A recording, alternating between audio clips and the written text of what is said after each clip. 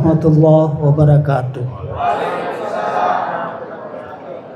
Alhamdulillahilladzi allafa baina qulubil mu'minin wa aujabal ittihad wa nahana 'anit tafarruqa fihi kitabil mubin. Asyhadu an la ilaha illallah wahdahu la syarikalah hada man syaa ila siratil mustaqim. Wa asyhadu anna Muhammadan abduhu wa rasuluh khairu da'in ila tariqil qawim. Allahumma salli wa sallim ala Muhammad wa ala alihi wa ashabihi wa man ittaba'al huda. Yang terhormat Ketua Pimpinan Cabang Muhammadiyah Karangpilang, yang terhormat Ketua Pimpinan Cabang Aisyah Karangpilang, yang terhormat, nyebut ini memang biasanya hampir 1 jam, nanti ceramah saya setengah jam jadi selesai.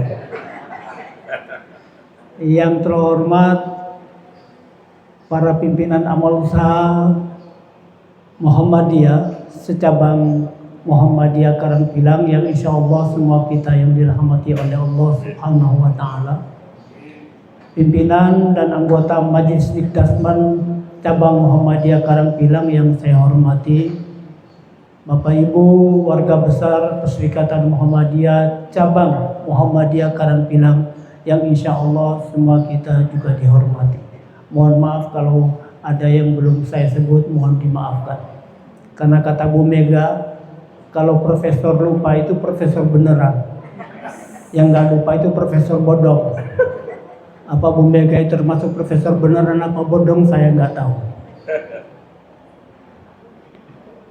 Hari ini saya ceramah tidak perlu terlalu lama, ya, karena pada akhirnya kita tidak lagi membentuk diri kita menjadi orang yang suka omon-omon, yang suka omon-omon atau omon-omon toh.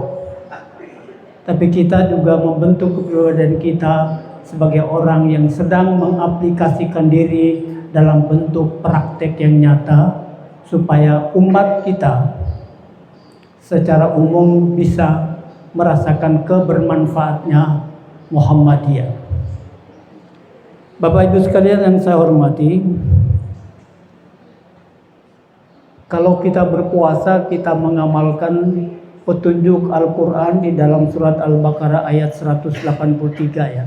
Kata ya ayyuhalladzina amanu kutiba alaikumusiyam, dan sekarang sudah berlalu.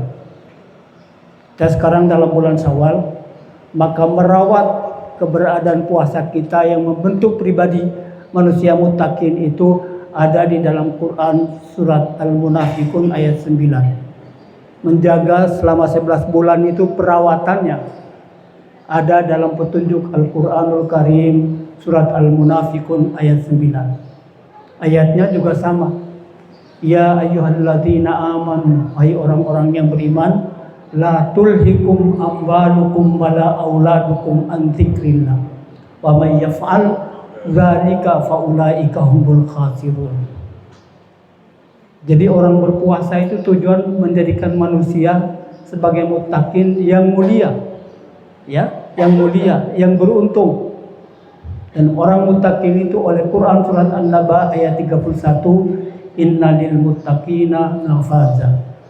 Orang mukmin itu selalu dalam keadaan keberuntungan, selalu ada dalam keadaan kemenangan. Maka cara merawatnya pakai petunjuk Al-Quran surat Al-Munafiqun ayat 9, 10 dan selanjutnya. Selesai halal bihalal saya hari ini. Nah, sekarang saya mau bicara harapan kita bersama dalam bermuhammadiyah.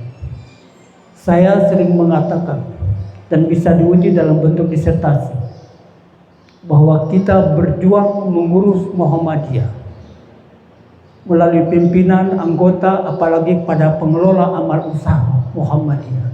Sesungguhnya kita sedang berjihad dan beribadah kepada Allah Subhanahu wa Ta'ala. Sesungguhnya kita sedang beribadah dan berjihad kepada Allah Subhanahu wa Ta'ala. Satu pekerjaan yang teramat mulia ketimbang profesor doktor. Pekerjaan yang teramat mulia ketimbang presiden yang cuma omon-omon. Luar biasa. Jadi insya Allah saya sering membuat kesimpulan dan bisa saya pertahankan dalam ujian disertasi bahwa kalau nanti kita mati, insya Allah yang masuk surga kloter pertama itu warga Perserikatan Muhammadiyah. Aminnya nggak rame itu. Rupanya ada yang kepingin ke neraka ya. Coba.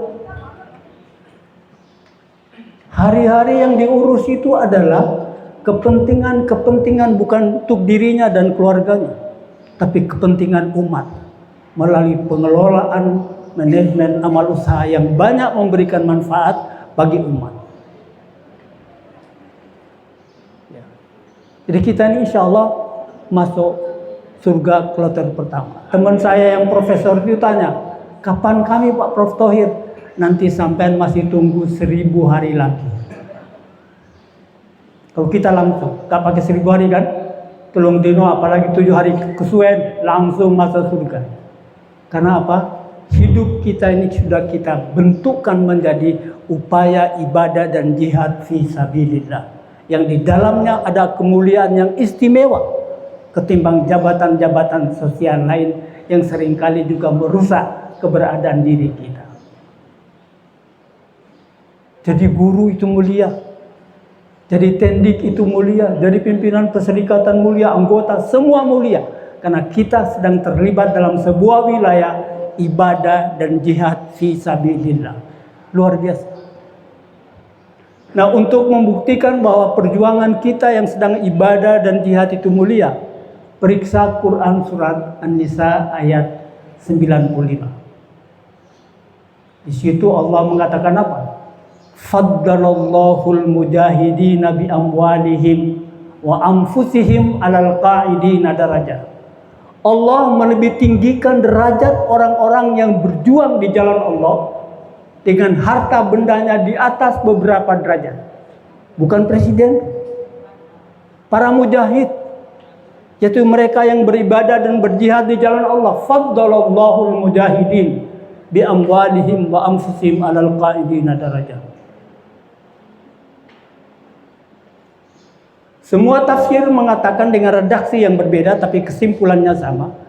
Kalau para mujahid ini yang menjadikan hidup sebagai arena ibadah dan jihad itu, kalau mereka masih hidup, pastikan derajat kemuliaan mereka jauh lebih tinggi bila dibandingkan jabatan-jabatan sosial lainnya. Kalaupun mereka mati sedang berjihad, maka mati mereka bukan husnul khotimah. Bukan husnul khotimah. Husnul khotimah itu kelas TK. Kalau mati sedang tabrak, asal dia tidak murtad, maka pastikan dia husnul khotimah. Kalau mati tenggelam, asal dia tidak murtad, pastikan dia husnul khotimah. Tapi bagi para mujahid-mujahid di jalannya, oleh Allah diberikan kemuliaan yang luar biasa. Kalau hidup dia memiliki kemuliaan, kalaupun mati dia juga mendapatkan mati yang mulia. Periksa Quran surat An-Nisa ayat 100. Situ Allah mengatakan, wa may yakhruj min baitihi muhajiran ilallahi wa rasulih. Barang siapa yang keluar dari rumah untuk hijrah di jalan Allah dan Rasulnya, maksudnya berjihad. Summa yudrikul maut, kemudian dia menemukan ajal dalam perjuangannya, dalam jihadnya. Faqad waqa'a ajruhu 'ala Allah. Sungguh dia telah mati yang mulia di jalan Allah. Wa kana Allah ghafurur rahim. Sungguh Allah Maha Pengampun lagi Maha Penyayang. Luar biasa. Hidup memiliki jabatan yang tertinggi, kualifikasi yang tertinggi. Kalau mati mendapatkan kematian yang mulia. Itulah yang menjadi inspirasi awal Pak Dahlan mendirikan Muhammadiyah dan mengajarkan para pengikutnya dalam perserikatan agar mereka ingin mendapatkan kemuliaan melalui jihad dan ibadah mereka untuk kepentingan umat. Sampun ada pantun yang mengatakan ikan sepet, ikan gabus lebih cepat, lebih bagus. Jadi kita ini orang mulia.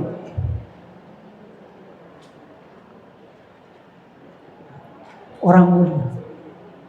Coba lihat itu orang Muhammadiyah. Masjidnya megah, rumah sakitnya megah, sekolahnya megah. Tapi coba lihat rumah-rumah pimpinannya sederhana. Ya.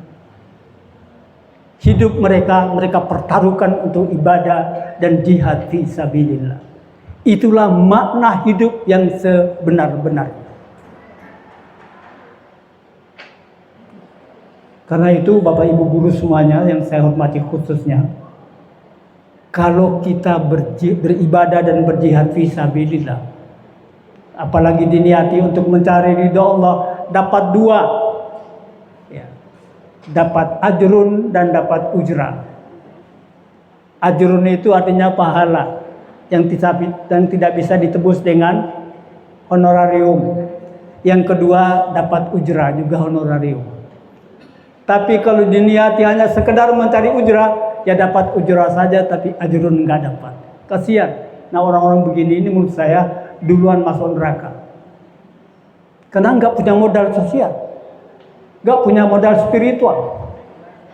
Sementara untuk masuk surga syaratnya harus punya modal sosial dan modal spiritual. Modal sosial itu dia berbuat sebaik-baiknya untuk kebermanfaatan umat, sehingga dia mendapat modal spiritual namanya ajrun, yaitu pahala yang berlipat ganda. Sampun ngertos semuanya ya. Nah, dulu itu Pak Erfakhruddin ketika ke Jember itu ketemu Pak Kiai dari NU, Pak Ahmad Siddiq. Kata Pak Kiai NU itu, Pak AR tolong dianjurkan supaya warga Persikatan Muhammadiyah itu cari istri biar dari NU atau cari suami biar dari NU. Apa jawab Pak Erfakhruddin? Alhamdulillah yang penting jalan. Ya. Takutnya kita berjuang itu ada yang merusak perjuangan. Jawabnya begitu. Berbeda paham itu tidak perlu merusak ukhuwah, tapi juga cukup menghambat secara psikologis atas perjuangan kita. Karena ngurus Muhammadiyah itu wajib ain untuk rapat. Saya sering bilang, mau jadi pengurus Muhammadiyah, mau jadi guru Muhammadiyah, wajib ain untuk bertanggung jawab dalam melaksanakan tugas. Karena itu kita sedang ibadah dan jihad. Satu, ajakan untuk berbuat secara mulia. Jika kadang-kadang ini ya namanya Muhammadiyah memang rapat. Jangan sampai suami sering protes, istri saya kok rapat bola-balik. Atau istri sering protes, suami saya kok rapat bola-balik. Ngurus Muhammadiyah itu cirinya rapat. Karena kita tidak pernah mengenal otoritas tunggal dari pimpinan perserikatan. Namanya saja pimpinan perserikatan. Beliau secara administratif menandatangani keputusan, tapi hasil keputusan adalah musyawarah pimpinan secara kolektif. Perlu rapat. Karena berjuang untuk umat nggak gampang-gampang. Putusan harus jelas. Harus jelas dasarnya, harus jelas tujuannya, harus jelas programnya. Sehingga perlu rapat pimpinan. Karena ini gak tanggung-tanggung ibadah dan jihad kita kepada Allah Subhanahu wa Ta'ala. Jadi padahal itu begitu mulianya ya. Beliau mengajak kita menjadi orang mulia. Ya. Karena itu di dalam tarjih, kalau Bapak Ibu baca tarjih, Islam itu diartikan sebagai huwa ma anzalallah. Quran itu, Islam itu diturunkan oleh Allah. Wa ma ja'at bihi sunnatus sahihah, dan juga didatangkan oleh sunnah-sunnah yang sahih, bukan sembarang sunnah. Karena sunnah yang tidak sahih juga banyak, yang namanya nabi palsu. Untuk apa? Yang di dalamnya isinya apa? Lil awamiri ada perintah, wan nawahi ada larangan. Supaya apa? Lisalahil ibadi dunyahum wa ukhrahum. Supaya jadi petunjuk untuk memperbaiki hamba-hambanya dalam urusan dunia mereka dan akhirat mereka. Itu pengertian Islam yang harus kita maknakan dalam perjuangan kita mengurus Muhammadiyah. Jadi sesungguhnya Bapak Ibu sekalian, kita rugi waktu. Hitung-hitung rugi tenaga dan pikiran. Tapi kita menjadi orang kaya. Memiliki kekayaan spiritual yang luar biasa. Kekayaan sosial yang luar biasa. Dengan mewariskan kebaikan atau memberi legasi, meninggalkan kebaikan kepada umat. Ingat rumus Allah dan rumus Rasulullah mengatakan yang terbaik itu adalah mereka yang memberi manfaat. Untuk siapa? Bukan untuk dirinya saja, tapi juga untuk sesama. Khairun nas anfa'uhum linnas. Dan itulah yang dilakukan oleh Muhammadiyah melalui berbagai proyek amal usahanya, rumah sakit, sekolah, pelayanan-pelayanan sosial. Itu untuk khairun nas anfa'uhum linnas. Itu Pak ya. Tambahan terakhir, agar ibadah dan jihad kita tidak pernah berhenti, maka dua hal sesudah beriman harus juga ikut menyertai kita. Periksa Quran surat At-Taubah ayat 20. Ada persyaratan itu. Lagi-lagi menyebut amanu. Ya ayyuhalladzina amanu juga, puasa juga pakai amanu. Merawat puasa di Quran surat Al-Munafikun ayat 9 juga amanu. Ini cara merawat jihad dan ibadah kita juga menggunakan kata amanu. Alladzina amanu wa hajaru wa jahadu fi sabilillahi bi amwalihim wa anfusihim a'damu darajatan indallah wa ulaika humul faizun. Orang yang mulia itu adalah mereka yang sudah beriman, kemudian hijrah dan jihad dengan harta bendanya, maka a'damu darajatan, bukan adim, a'dam, derajat yang tertinggi di sisi Allah. Wa ulaika humul faizun. Mereka itulah orang-orang yang beruntung. Luar biasa. Petunjuk-petunjuk itulah yang dipakai oleh Pak Dahlan memberi bimbingan kepada kita semua. Yang terakhir lagi Bapak Ibu sekalian, ya, di Muhammadiyah itu begini, ya, semakin diurus semakin ketemu masalahnya, ya, semakin diurus semakin ketemu masalahnya. Kalau nggak diurus artinya itu membiarkan masalah itu terus bertambah banyak. Tapi kita diberitahu, kalau sudah ketemu masalah, jangan bicara soal konflik atau masalahnya. Bicaralah bagaimana solusi terbaik untuk menyelesaikan masalah itu. Nah, ini yang kita kadang-kadang kurang.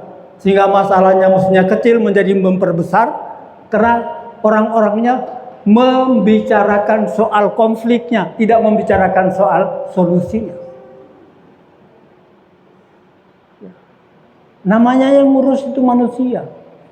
Saya sering jadi netizen, sering bilang Pak Omon-Omon itu, Pak Omon-Omon, jenengan sudah tua, jangan terlalu banyak janji yang tidak ditepati. Kasihan, dan jenengan mati itu kasihan. Jadi netizen kan nggak apa-apa kan? Perkara nanti ketahuan sumbernya nggak apa-apa.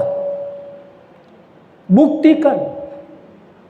Sekolah gratis, berobat gratis.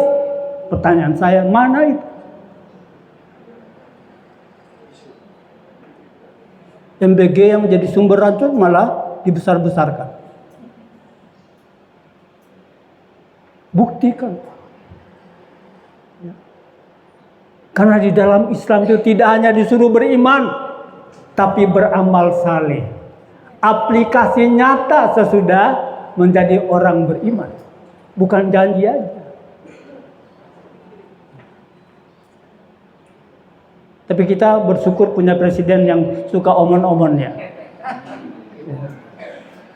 Sudah gemoy, omon-omon, kadang-kadang joget-jogetan. Kita sering bilang, pada saat rapat guru besar di Jakarta itu, ya saya pikir kalau rapat guru besar di istana itu kan mestinya guru besar dia minta pendapatnya. Ya malah beliau yang ceramah. Ya biasalah. Ya. Kalau sudah ceramah kan memang selesai kan riwayatnya. Saya bilang BOP itu perdamaian dunia bergabung pada Amerika Serikat yang memusuhi umat Islam itu orang kafir. Memusuhi Islam yang di dalam Al-Quran sudah jelas walan tarda angkal yahudu walan nasara hatta tattabi'a millatahum. Orang Yahudi itu tidak akan pernah rela. Ya. Tidak akan pernah rela. Dan orang Nasrani tidak akan pernah rela dengan orang Islam. Sehingga kita mengikuti mereka. Negara kita ini negara non-blok dalam tata hukum kita. Jangan pernah bergabung dengan negara-negara yang memiliki kepentingan-kepentingan ekonomi. Kemudian menggunakan istilah BOP menjadi simbol. Ya. Di kalangan ulama juga ada yang berbeda pendapat. Muhammadiyah pada prinsipnya juga kurang setuju. Bahkan Pak Din itu paling gencar. Prof. Thohir beritahu itu, cabut. Karena jangan-jangan nanti kita ini umat Islam mayoritas di Indonesia ini dipakai sebagai alat untuk mendukung Yahudi. Itu keadaan. Karena itu saya katakan jangan pernah berhenti beribadah dan berjihad fisabilillah, mencari kemuliaan di hadapan Allah dengan menggunakan ukuran Al-Quran dan sunnah-sunnah yang sahih, supaya kita memperoleh kemuliaan derajat dan mendapatkan husnul khotimah, mati yang mulia ketika kita dipanggil oleh Allah Subhanahu wa taala. Lewat Muhammadiyah kita ingin menanam kebaikan. Lewat Muhammadiyah kita ingin memberikan kebermanfaatan untuk sesama, bukan pada umat Islam. Untuk sesama. Bapak Ibu tahu Pak Hasyim Muzadi ya, mantan ketua PBNU, dekat sekali dengan Pak Din Samsudin ketika di Gontor Ponorogo. Dekat juga dengan saya. Dia bilang saya guru. Prof. Thohir, orang Muhammadiyah jangan bangga-bangga loh. Ya. Bahwa Muhammadiyah jadi kaya itu hartanya orang NU loh. De facto yes.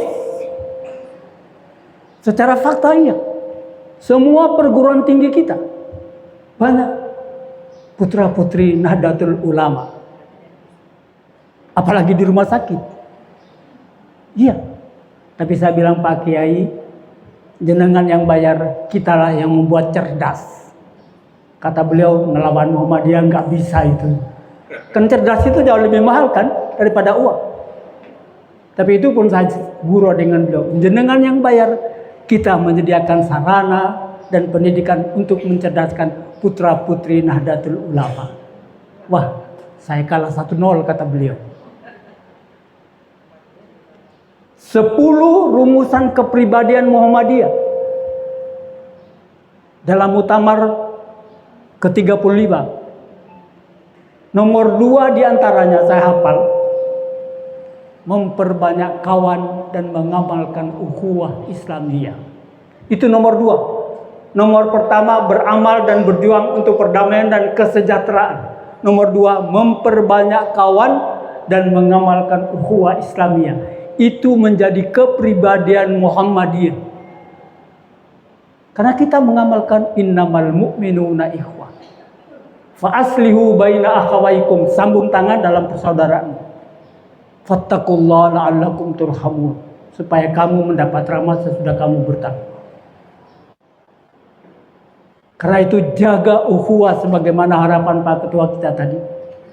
Apapun perbedaannya buat kita itu merupakan sebuah keniscayaan. Itu alami.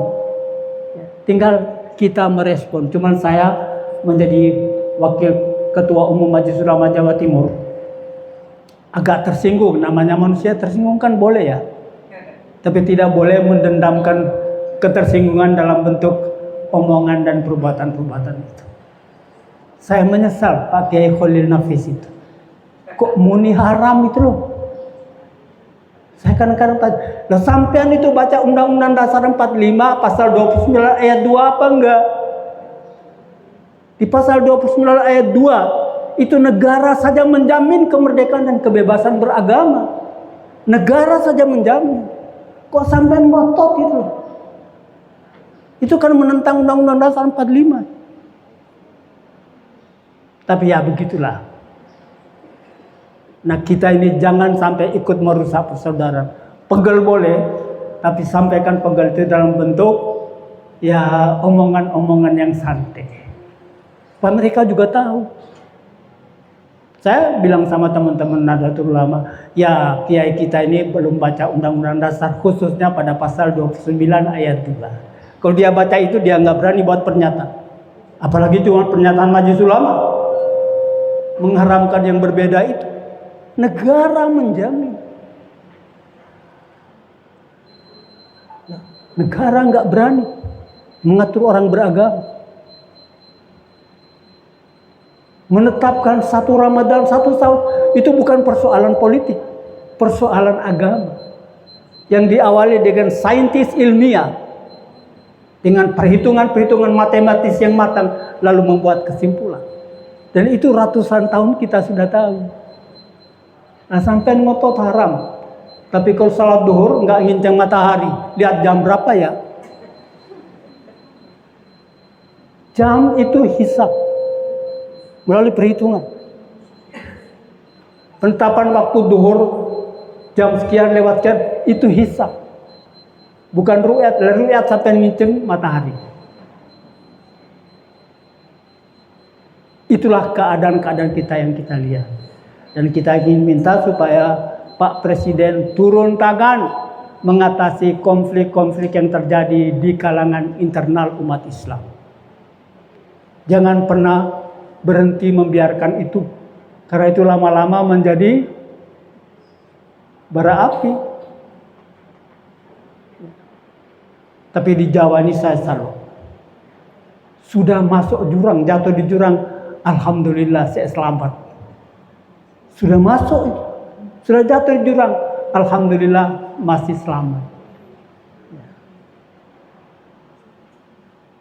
Mati, syukur alhamdulillah. Tambah kata syukur lagi.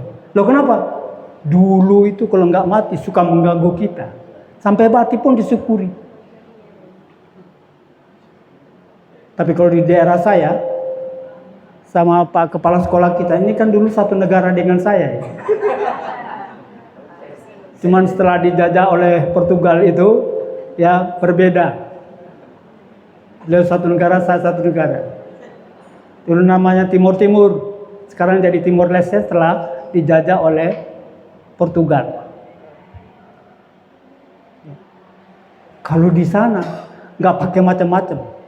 Istilah ewu pekewu itu cuman ada di Jawa. Di sana nggak ada. Ngomong apa adanya. Perkara suka atau tidak suka itu urusan kamu, bukan urusan saya. Kenapa? Menurut saya, orang yang ngomong benar dan meluruskan yang salah itu sebuah kewajiban. Karena saya ngomong yang benar dan meluruskan yang salah itu bentuk cinta saya yang asli 1000% kepada Anda sebagai saudara saya. Supaya tidak mempertinggi tempat jatuh saudara saya itu. Inilah yang dipraktekkan oleh prinsip dakwah Muhammadiyah. Dakwah itu mestinya isinya dua. Dakwah amar ma'ruf, kemudian nahi mungkar. Cekap semanten, tutur kulo menawi wonten kesalahan. Saya minta maaf. Taqabbalallahu minna minkum, mohon maaf lahir batin. Assalamualaikum warahmatullahi wabarakatuh.